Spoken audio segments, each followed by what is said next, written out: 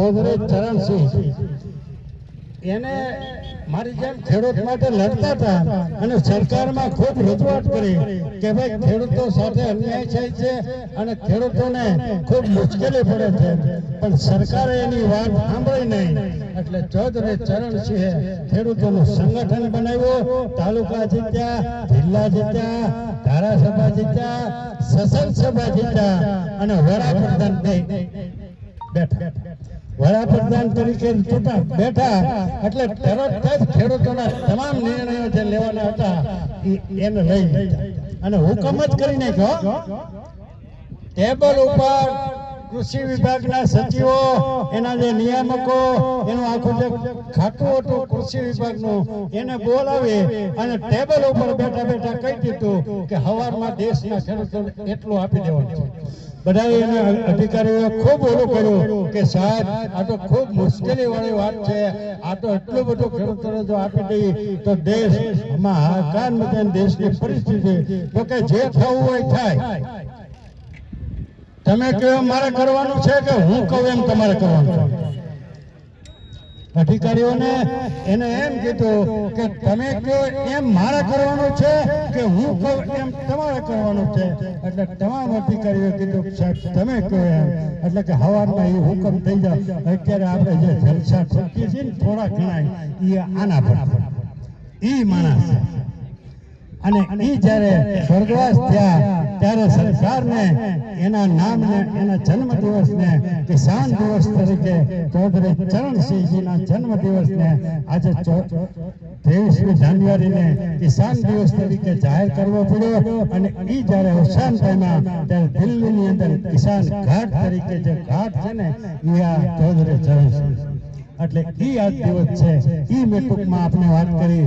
આવા મહાપુરુષો હતા, આવા લોકો હતા, એટલે આપણને ખેડૂતોને ખૂબ ફાયદો થયો.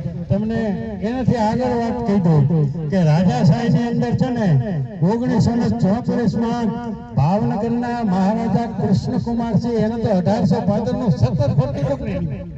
એની માથે તો 1815નું સતત ફરતું હતું. એને કોઈ કેનાર નહોતું.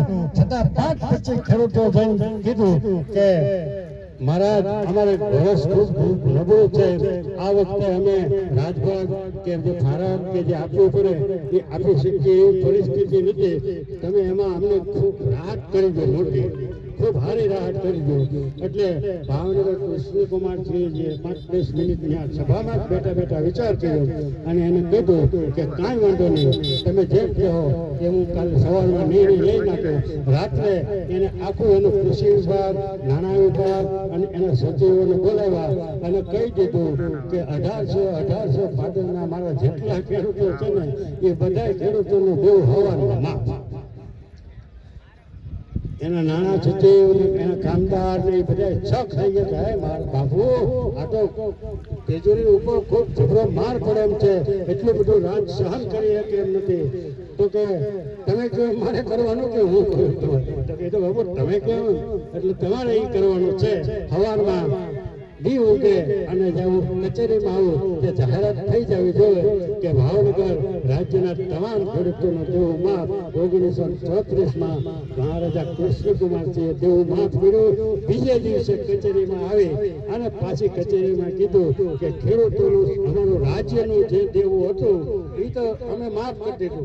એટલે તમને માંડવાર કર્યું, માફી ન કીધું, અમે માંડવાર કરી છે. ખેડૂતોને માફ ના હોય, ખેડૂતોને માફ થોડુંક હોય. ખેડૂતો તો જગતના અમારા બાપ છે ને અમારા હાથપટ છે. તમારું ખેડૂત દેવો અમે માંડવાર કરી છે એમ મહારાજા કૃષ્ણકુમારસિંહે કીધું. અને પ્લસ ખેડૂતોને બોલાવી, આગેવાનોને બોલાવીને એમ કીધું કે તમે કોઈ પણ રાજ્યના ખેડૂતોએ કોઈ સગા સંબંધી પાસેથી, કોઈ વેપારી પાસેથી કોઈ ઓછી ઉધારા લઈ અને તમે ખેતી કરી હોય તો એ પૈસા બોલો એટલે એના પાછા વ્યાજ સહિત ચૂકવી દેવાનો. કોઈને પૈસા પાછા તમારા માફ કરી અને આ ભાઈ નહીં દેવાના એવું નહીં. એ બધાને બોલાવી ખેડૂતોને એને 1934માં દેવા મુક્ત કર્યા હતા. તે પછી વલ્લભભાઈ પટેલે પણ ખૂબ સારી વાત કરી. તમે બધા જાણો છો ખેડૂતોને જો છાતી કાઢીને હક હોય હાલવાનો તો આ દેશમાં ખેડૂતોને છે સરદાર વલ્લભભાઈ પટેલે કીધું. જય જવાન જય કિસાનનો જે નારો છે એ લાલ બહાદુર શાસ્ત્રીએ કીધું. આવા ખેડૂતોના હિમાયતી હતા. તમને હમણાં જ ન ખબર હોય તો કહી દઉં, અત્યારે જે આપણા ટ્રેક્ટર ને આપણા જે ટ્રેક્ટરો ફરે છે ને એ આપણા મુખ્યમંત્રી માજી મુખ્યમંત્રી કેશુભાઈ પટેલની ટ્રેન છે કે તમારા ટ્રેક્ટર અત્યારે કોઈ પણ જાતના ટેક્સ વગરના કે રોડ ટેક્સ ભર્યા વગરના કે તમને ક્યાંય અટકાવતા નથી ને, એ માજી કૃષિ મંત્રી માજી મુખ્યમંત્રી કેશુભાઈ પટેલની ટ્રેન છે. અત્યારે ગુજરાતની અંદર કે સૌરાષ્ટ્રની અંદર જેટલા ચેક ડેમો છે ને, જેટલા એક નહીં આખા સૌરાષ્ટ્ર ગુજરાતની અંદર જેટલા ચેક ડેમો છે ને એ કેશુભાઈ પટેલની ટ્રેન છે.